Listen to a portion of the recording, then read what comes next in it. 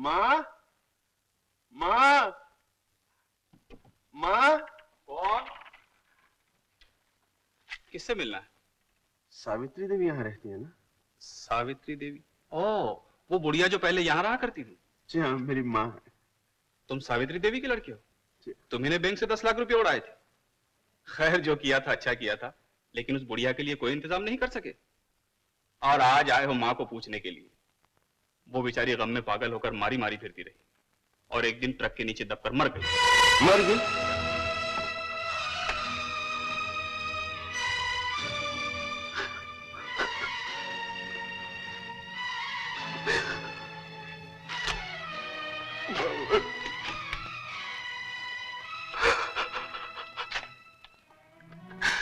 तुम क्यों रूठ के चली गई माँ? तुम तो जानती थी मैं बेकसूर हूँ, फिर क्यों चली गई माँ? फिर क्यों चली गई? दीपा ने भी तेरा ख्याल नहीं किया माँ।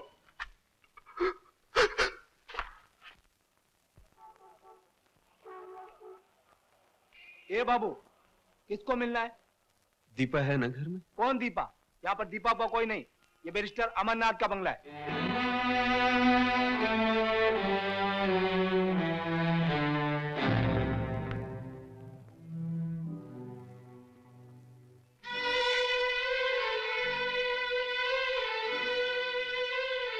क्या हो गया? सब खो गए। टोनी, ये टोनी, ये अशोक टंडन तो नहीं है? अरे हाँ, ये तो वही है। क्यों बाबू, 10 लाख रुपया मारने के बाद भी ये हाल? माल का रखा है प्यारे? अरे कम से कम बढ़िया किस्म का सूट और इम्पाला। पीछे 2 लाला। क्या बोला है? शर्मा गया, शरीफ क्यों रे, शरीफ। भाई साहब, अशोक भाई साहब, आपने मुझे पहचाना नहीं? मैं समीर हूँ, समीर। आपके हाथ के नीचे सिटीजन बैंक में काम किया करता था। जानता हूँ। कहो क्या कहना है? मुझे आपसे बात करनी। तुम यही पूछना चाहते हो कि मैंने बैंक का 10 लाख रुपए कहाँ रखा है? नहीं नहीं भाई साहब, मैंने तो कभी माना ही नहीं कि ये आपका काम था। बल्कि मैं तो ये जानता हूं कि इसमें किसकी साजिश थी। साजिश? किसकी साजिश? यही तो बात मैं आपको बताना चाहता हूं। चलिए मेरे साथ। आपके सामने जी हाँ करने वाले लोगों ने सिर्फ आपको फंसाया नहीं, बल्कि आपके साथ इंसाफ भी नहीं होने दिया। आपका केस लड़ने वाले बैरिस्टर साहब को भी उन्होंने खरीद लिया था। ठहरिए, मैं आपको एक चीज दिखाता हूं।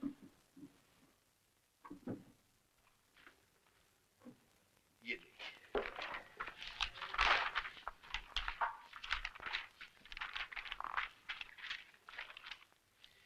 इन्हें पहचानते हैं आप?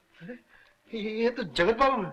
और ये रमाकांत, ये हरीश बाबू, ये बैरिस्टर साहब। ये देखिए किस तरह से हरीश के कंधे पर हाथ रखकर खड़े हैं आपके बैरिस्टर साहब। आजकल इन लोगों में बड़ी गहरी दोस्ती है। हाँ, अभी नहीं मानेंगे?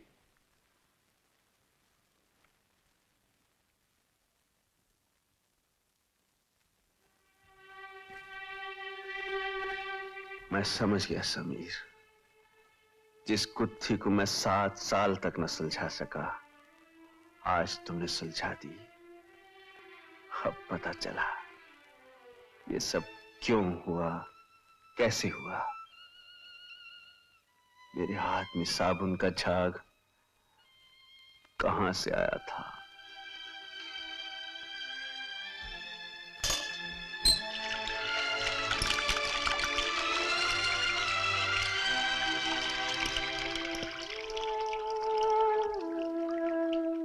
आपको सजा हुई, राय साहब का सम्मान गया, बैंक बंद हो गया, लेकिन ये लोग लखपति बन बैठे। जाहिर है कैसे बने? भाई साहब, आपको कुछ करना चाहिए। समीर अब हो भी क्या सकता है?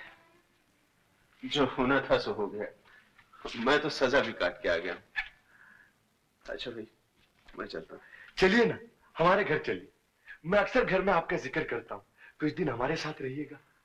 नहीं समीर, अब यहां रहने को मन नहीं करता। मैं कहीं दूर चला जाना चाहता हूँ। कहाँ जाएंगे? मेरे विद्यार्थी जीवन का एक मित्र है प्रेम प्रकाश, उसी के पास जाऊंगा। जैसी आपकी इच्छा। अच्छा हाँ हाँ चलो बेटा बैठते जाओ, सामान ले आओ, जल्दी करो। आइए मालिक।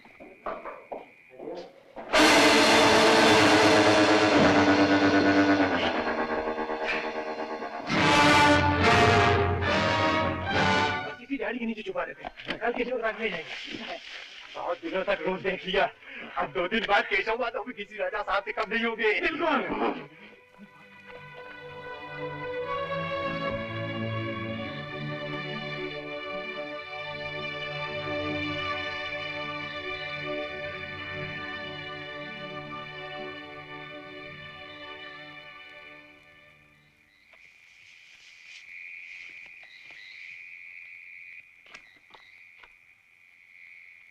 एच राजा रणवीर सिंह।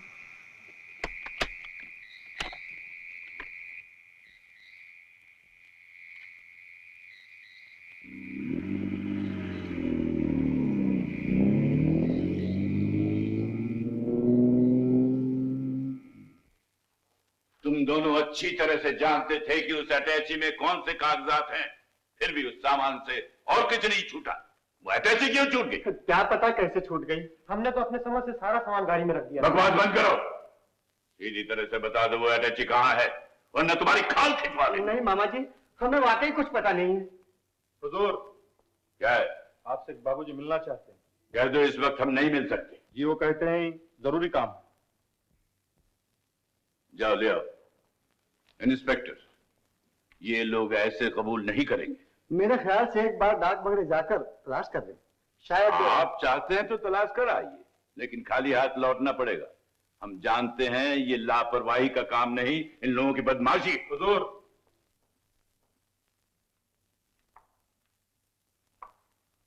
चलो उससे कहिए। आपकी एक चीज लेकर आया हूं। चीज क्या?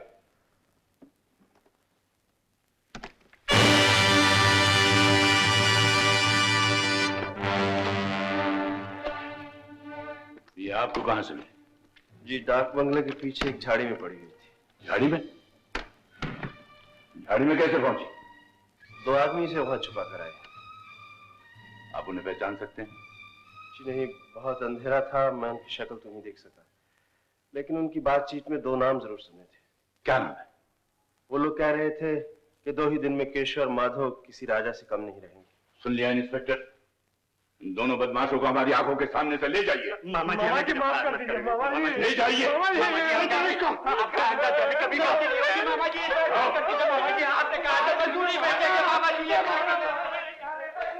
अच्छा राजा साहब, आज्ञा दीजिए मुझे।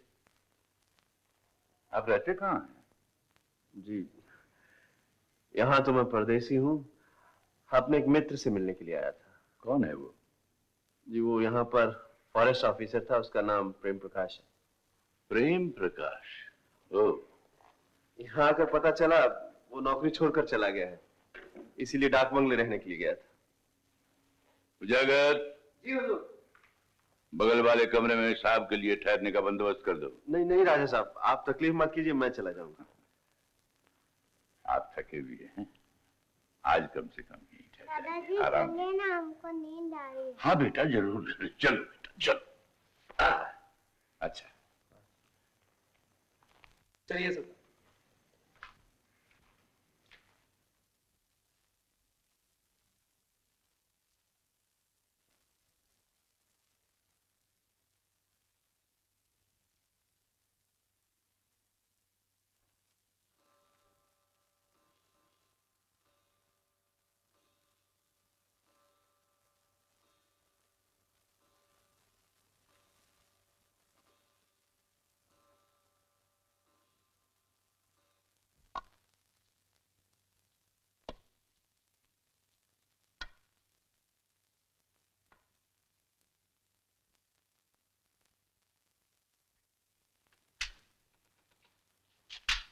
आप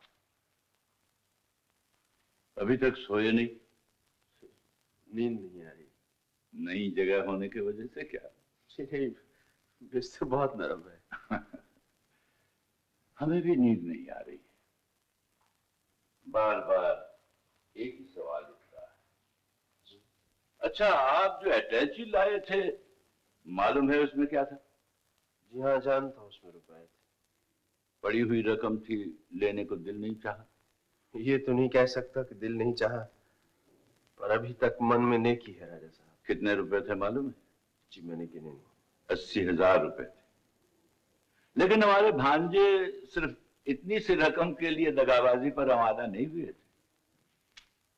वो इससे कहीं बड़ी रकम पर हाथ मारने की फिराक में थे। जी, वो किस तरह? अटैची में एक ऐसा दस्तावेज भी था जिसे हासिल करने के लिए रायगढ़ के चौधरी लोग लाखों रुपए दे सकते थे। रुपए जाने का हमें गम न था, लेकिन अगर ये कागजात दुश्मनों के हाथ लग जाते तो हमारे आबरू और इज्जत से खेल सकते थे, और हमारे लिए इज्जत का दर्जा दौलत से बहुत ऊंचा। मैं भी कभी यही सोचता था। कभी? और अब? हाँ, अभी तक आपका परिचय तो पूछा ही नहीं। क्या कीजिएगा मेरा परिचय जानकर?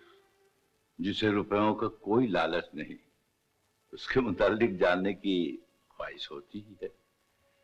राजा साहब, आपको ये जानकर ताज्जुब होगा कि मैं गबन के केस में 7 साल जेल काट कर आ रहा हूं। बस यही मेरा परिचय है। लेकिन हम इसके अलावा भी और सब कुछ जानना चाहते हैं। 7 साल जेल की अंधेरी रातों में मैं भी यही जानने की कोशिश करता रहा कि इसके अलावा मेरा और भी कोई परिचय होगा या नहीं।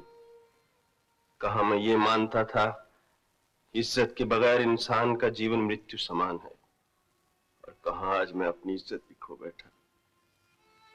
आज आपके कहने पर मुझे अपने कॉलेज की वो डिबेट याद आ रही है, जिसका विषय भी यही था, इज्जत बड़ी है या दौलत।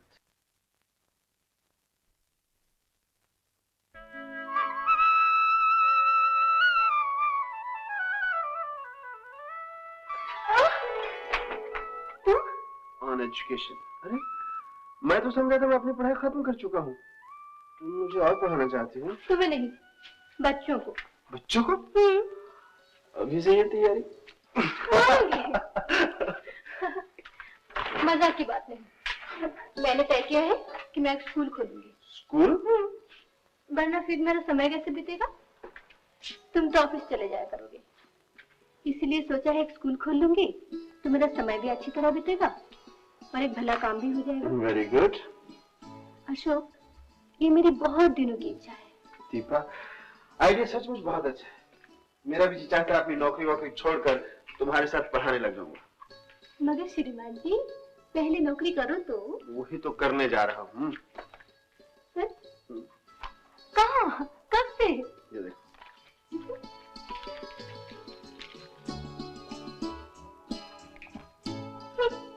ये तो इंटरव्यू का बुलावा है। For your information miss Deepa, अपने लिए इंटरव्यू का मतलब है अपॉइंटमेंट। अच्छा, इतना आसान है क्या? देवी के दर्शन करके जा रहा हूँ, मनोकामना जरूर पूरी।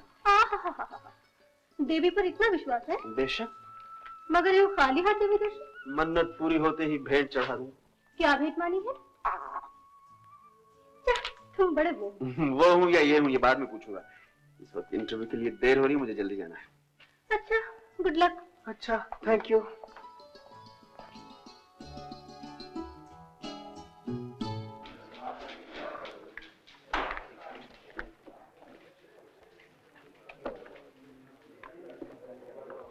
साहब आपको बुलाया।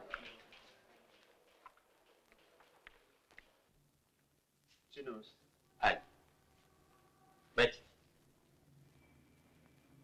ये है अशोक टंडन, ये इनकी एप्लीकेशन। आपने बीकॉम करके एमकॉम नहीं किया, एमए किया? जी, मुझे इकोनॉमिक्स में ज्यादा दिलचस्पी थी, इसीलिए। वो तो रिजल्ट से जाहिर है first class first, very fine. लेकिन कोई एक्सपीरियंस नहीं है। आपने कभी कोई पार्ट टाइम नौकरी भी नहीं की? क्यों नहीं? कोई हर्ज नहीं। मैं तो समझता हूं कि एक्सपीरियंस से बड़ी बात है सिंसियरिटी, खास करके बैंकिंग में लगन और ईमानदारी का होना बहुत ही जरूरी है। ईमानदारी तो पहली शर्त है। लेकिन सर, जब तक किसी को काम करने का मौका ही ना मिले तो क्या किसी को एक्सपीरियंस हो? और क्या कोई अपनी लगन और ईमानदारी दिखाए? ये चीजें बातों से तो दिखाई नहीं जा सकती। Very well said. अच्छा मिस्टर टंडन, आप काम पर कब से आ सकते हैं? सर, जब से आप चाहें। कल ही आ जाइएगा, आपका अपॉइंटमेंट लेटर भी कल मिल जाएगा। Thank you sir, thank you very much. Bank सुबह 9 बजे खुल जाता है। ये हमारे बैंक के मैनेजर हैं राजेश्वर दत्त। जी नमस्ते। Good luck.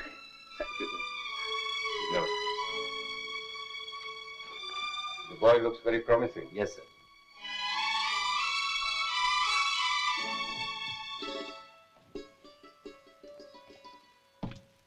क्या हुआ? माँ, क्या हुआ अशोक? कुछ नहीं माँ। सवेरे जो मुंह देखकर इंटरव्यू देने गया था, उससे क्या हो सकता था? मैं जाती हूँ। अरे जाते कहाँ है? दोपहर से इंतजार कर रही थी कि खबर सुनकर जाऊंगी। बता ना अशोक, क्या हुआ? मिली ना नौकरी? माँ, नौकरी मिलना इतना आसान नहीं।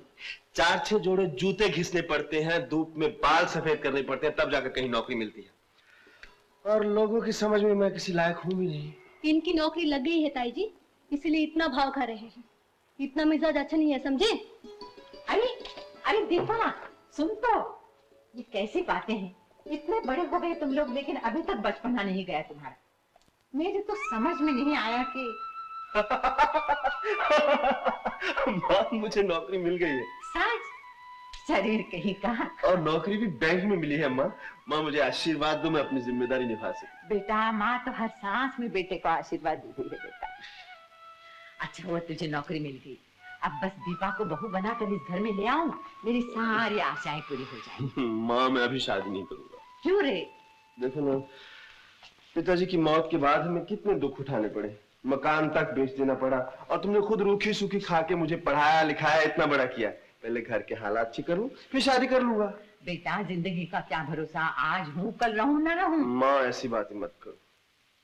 तुम तो हमेशा मेरे पास रहो, कभी भी तुम्हें दूर नहीं जाने दूंगा। और माँ, अब तो मुझे नौकरी मिली है, तुम्हारे राज करने के दिन है, अब भी तुम ऐसी बातें करती हो। अब नहीं करूंगी बस। मेरा अच्छा बेटा।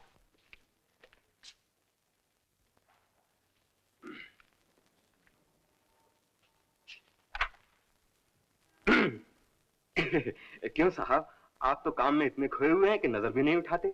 4 बज गए हैं, चाय पीने नहीं चलेंगे क्या? बस थोड़ा सा काम बाकी है, फिर चाय पीने जाऊंगा। भैया, इतनी वफादारी दिखाने की कोई जरूरत नहीं। यहाँ का हिसाब तो ये है कि जितना काम बाकी रखोगे उतनी अहमियत, और जितनी अहमियत उतनी तरह। बिल्कुल ठीक बात है साहब। अब ये हरीश बाबू को देखिए ना, M.Com है, 10 साल से यहाँ काम कर रहे हैं, मगर वही अकाउंटेंट के अकाउंटेंट। और वो कल का रंगरूट राजेश्वर दत्त जो है ना, मैनेजर बन बैठा। भैया, एक बात पूछो, ये नौकरी मिली कैसे? क्यों, कोई तगड़ा सोर्स भी आया होगा? जी नहीं। तो दक्षिणा तो जरूर देनी पड़ी होगी। ये राजेश्वर दत्त बिना दाम लिए तो काम करता नहीं। कितना दिया? जी कुछ नहीं दिया। आप लोग अपना काम कीजिए ना। मेरा दिमाग खराब हो गया है, जो टिफिन के वक्त बैठकर काम करूंगा। जी, दिमाग तो मेरा खराब हो गया है, मुझे काम कर लेने दीजिए। तो करो ना भैया, मैंने कब तुम्हारा हाथ पकड़ रखा? चलिए जगत बाबू, ये आपका मजाक नहीं समझेंगे, आइए।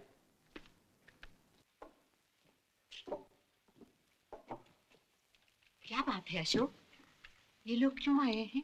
हम आपके घर की तलाशी लेने के लिए आए हैं। तलाशी? क्यों? बैंक की तिजोरी से 10 लाख रुपए चोरी हो गए, इसलिए ये लोग। इसलिए हमारे घर की तलाशी लेंगे? तो बैंक का मैनेजर होकर खुद चोरी करेगा क्या? आइए आइए, लीजिए तलाशी, आइए। आप लोग जरा एक तरफ हो जाइए। Please take your seat. सिपाही, तुम इस रूम की तलाशी लो, और तुम मेरे साथ में आओ, बाकी 2 आदमी इस रूम की तलाशी लो।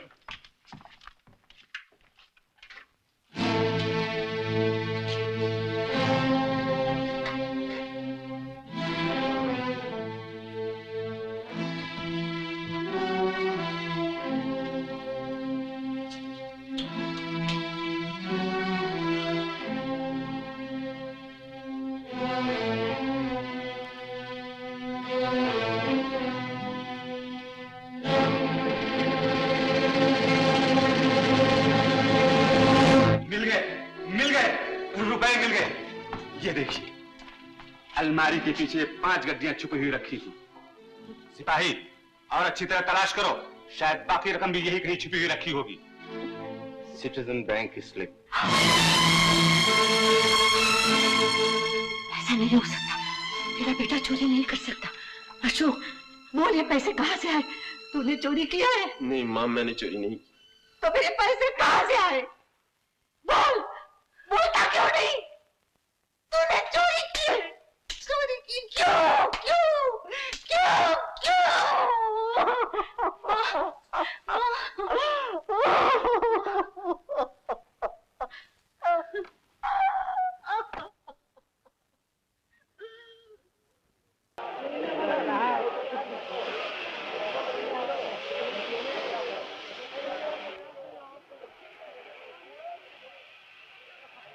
नमस्ते जी, आप मिसेस विक्रम सिंह हैं?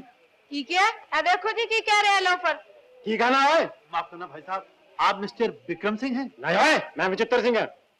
माफ करना, मुझसे गलती होगी, क्षमा।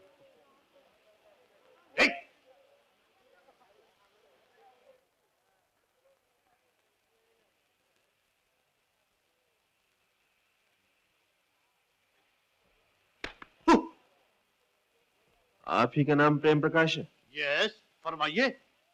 मैं विक्रम सिंह हूँ। मैं आप ही को ढूंढ रहा था। Good morning sir. लेकिन आपने मुझे पहचाना कैसे? आपका जो हुलिया बयान किया गया था उसी से पता चला। Very good. आपका सामान कहाँ है? ये रहा। आइए आइए, मैं गाड़ी लाया हूँ। कुली।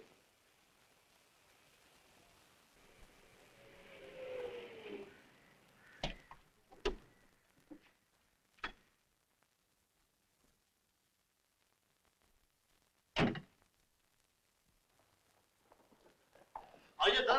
नमस्ते जी। नमस्ते। माफ करना सर, यहाँ का फर्नीचर जरा पुराना है, मैंने बदली नहीं किया। मैंने सोचा कि मिसेस सिंह तो आई रही हैं, वो खुद ही चेंज कर लेंगी। कब आ रही है मिसेस सिंह? कभी नहीं। क्यों सर? क्योंकि मिसेस सिंह का अभी तक कोई वजूद नहीं। यानी आपने अभी तक शादी नहीं की?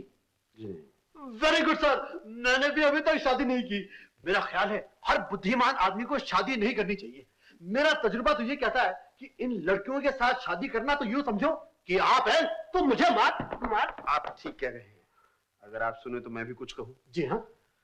मुझे कोई ऐसा आदमी बताइए जो जहाँ के बड़े बड़े रईसों के अंदरूनी हालात मुझे बता सके। You mean sir you want a private detective? Correct. Sir मैं एक मिसेस सेन को जानता हूँ, आप कहें तो मैं उन्हें बुला लूं?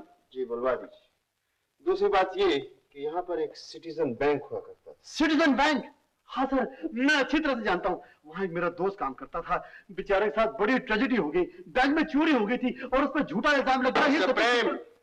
आप बहुत ज्यादा बोलते हैं। Thank you sir. Sorry sir. और सिटीजन बैंक के managing director mister SN. Roy के बारे में जानना चाहता हूँ। वो इस वक्त कहाँ हैं और किस हाल में? बहुत बेहतर सर, मैं पता लगाता हूँ किस हाल में है।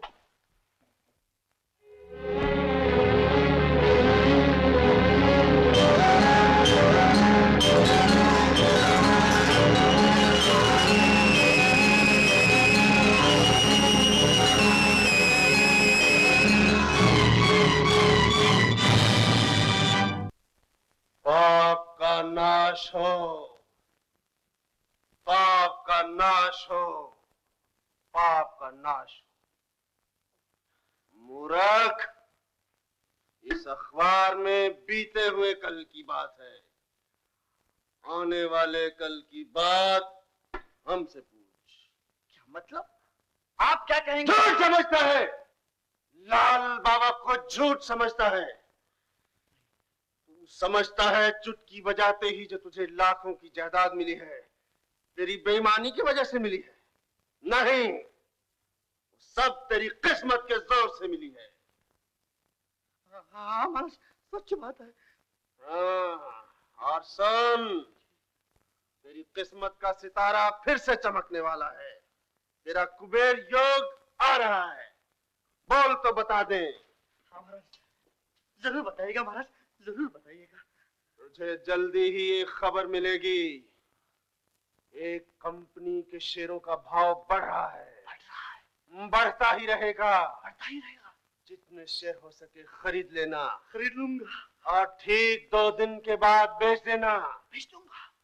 इतना धन कमाएगा, इतना धन कमाएगा कि जिंदगी भर गिनता रहे तो गिन नहीं पाएगा। महाराज क्या ऐसा होगा? क्यों नहीं होगा? जरूर होगा, हम कहते हैं होगा। होगा होगा महाराज, जरूर होगा महाराज, जरूर होगा। महाराज दक्षिणा हमारा निर्वाचन करता है, हम धन के लोभी नहीं हैं। गलती हो गई महाराज। हाँ, तेरा काम हो जाए हम फिर आएंगे, हमारे लिए एक आश्रम बनवा देना। जरूर बना दूंगा महाराज। और कुछ सेवा? तो हमारी क्या सेवा करेगा? अगर कुछ करना ही चाहता है तो अपने कुछ दोस्तों से मिलवा दे, हम उनका भी कल्याण कर देंगे। जरूर मिला दूंगा। And please send us your check immediately towards advance as per our terms. और आखिर में लिखना थैंक यू। पाप का नाश हो। कौन है आप? लाल बाबा है, बैरिस्टर साहब ने भेजा है। जी हाँ, बैरिस्टर साहब का फोन आया था। आइए। बैरिस्टर के कल्याण का रास्ता तो बना दिया, अब तेरी बारी है। बड़ी कृपा की महाराज, बड़ी कृपा की। कुछ बताइए महाराज। पकड़ो। जी। बड़ा उज्जवल भविष्य है तेरा, समय आ गया, दिन गिनने शुरू कर दो। जी। मामूली आदमी से लखपति बना, सत्य वचन महाराज। अब करोड़पति बनेगा। वो कैसे महाराज? हम बताते हैं। जल्दी बताइए दीनानाथ, जल्दी बताइए। जल्दी ही तेरी मुलाकात एक अजनबी से होगी जो बहुत बड़ा आदमी होगा, और उसकी मदद से जो भी व्यापार करेगा तेरे पांव 12 होंगे। पर महाराज, मैं उस अजनबी व्यापारी को पहचानूंगा कैसे? वो भी हम बताते हैं। दिन बंधु, बड़ी दया होगी, बड़ी दया होगी प्रभु। वो आदमी वृष राशि से होगा और उसका नाम ऊ या बा से शुरू होगा। ऊ या बा? याद रहेगा ना? याद हो गया महाराज, क्षमा कीजिएगा। फोन।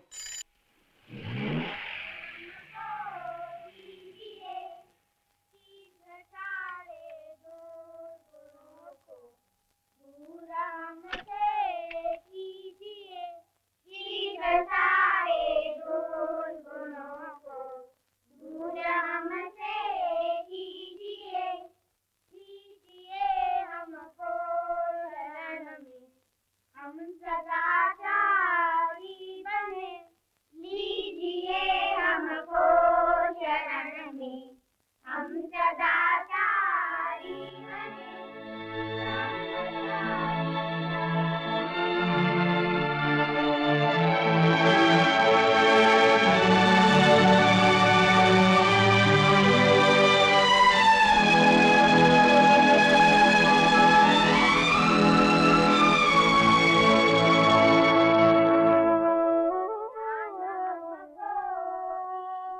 भैया साहब, आपको किससे मिलना है? मुझे दीपा देवी से मिलना है। आप ऑफिस में बैठिए, मैं बड़ी बहन जी को खबर करता हूँ। आइए। आइए। आप बैठिए।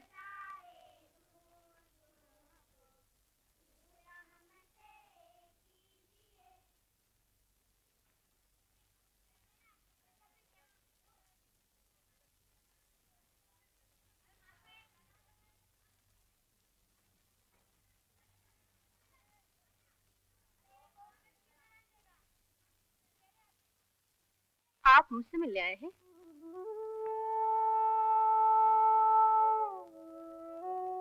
जी हाँ। नमस्ते। नमस्ते,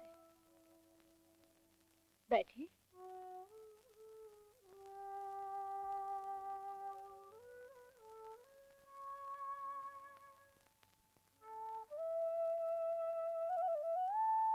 कहिए।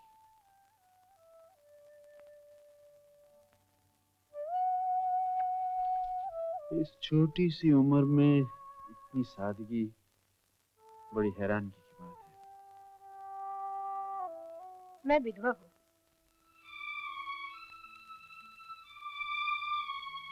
आपके पति का इंतकाल कब हुआ था? क्या करते थे वो?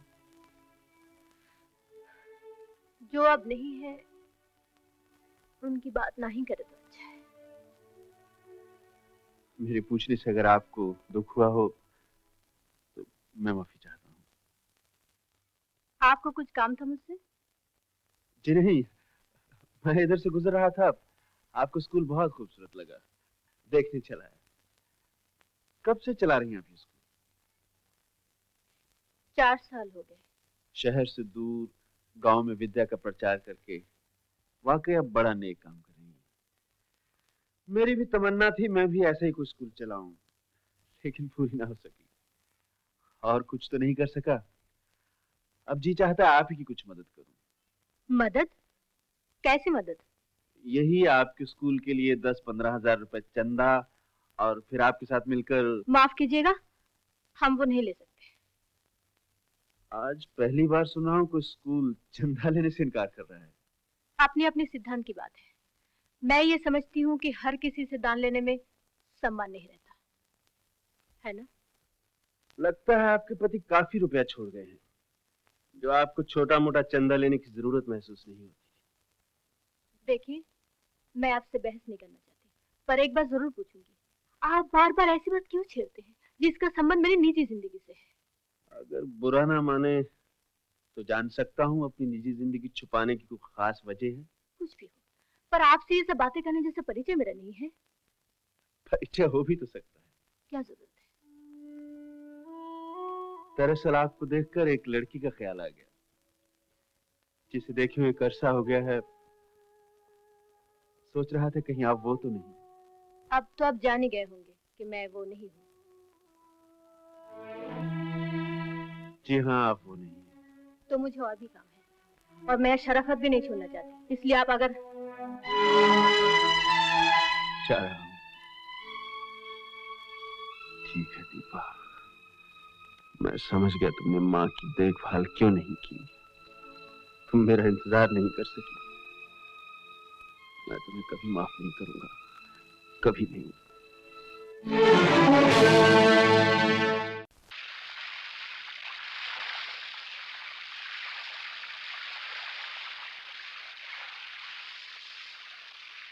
कौन हो आप? शायद ये देखने के लिए आए होंगे हम आपकी जमीन छोड़कर जा रहे हैं या नहीं। देख लीजिए, हम जा रहे हैं। दरअसल मैं ये कहने आया था, आप मत जाइए।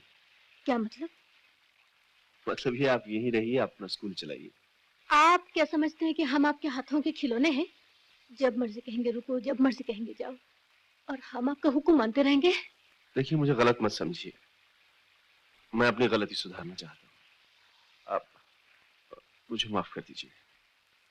अरे, आप तो बिल्कुल भीग गए हैं। अंदर आ जाइए। मैंने अभी सब लीजिए। दीपा जी, आप ठीक कह रही थी। गांव वालों को स्कूल की बहुत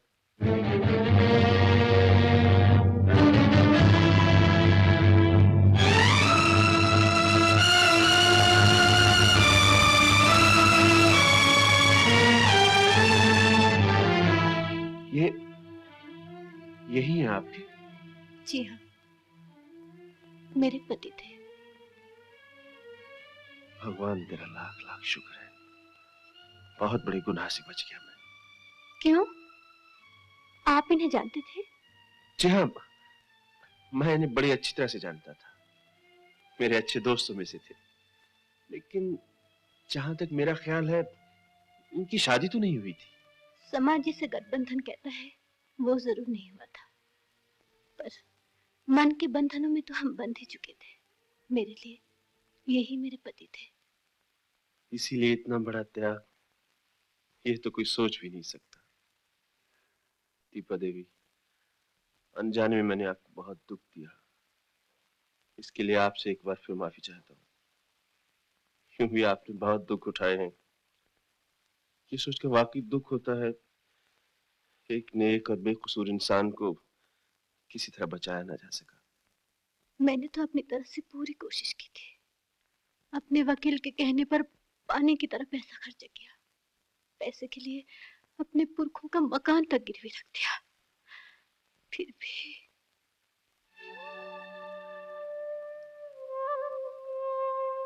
घर चले जाने का मुझे कोई गम नहीं। दुख तो इस बात का है मैं अशोक को दिया हुआ वचन न निभा सकी, मैं माँ को बचा न सकी। सदमे से पागल तो वो हो ही चुकी थी। एक दिन न जाने कैसे घर से निकल गई और रास्ते में ट्रक के नीचे आ गई।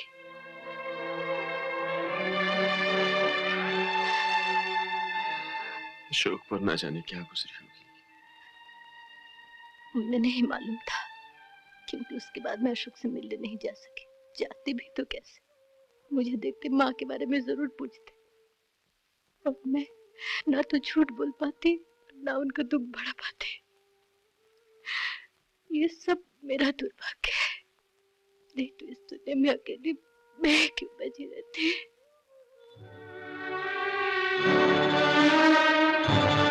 माफ कीजिएगा, मैं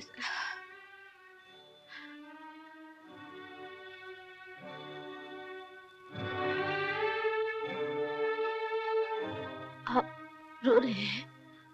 नहीं, माँ की याद आ गई थी। बहन जी, बरसात बंद हो गई और वहां सब लोग आपका इंतजार कर रहे हैं। आप चलिए तो मैं यहाँ का भी सामान ले चलूं। नहीं भैया, सामान ले जाने की जरूरत नहीं, स्कूल यहीं रहेगा।